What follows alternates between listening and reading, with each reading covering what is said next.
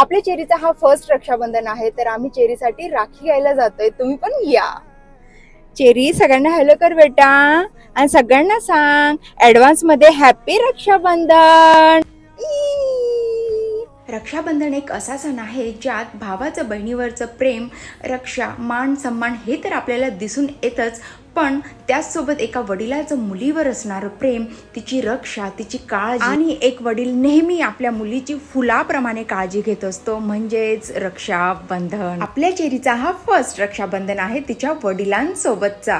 एक बाप आपल्या मुलीची ज्या पद्धतीने रक्षा करू शकतो, तर मला असं वाटतं रक्षाबंधनाचा हा सण फक्त भाऊ बहिणी पुरता मर्यादित नसून एका वडिलांचं मुलीवर असणारं प्रेम, तिची रक्षा, आदर यासाठीही आपण डेडिकेट करूयात.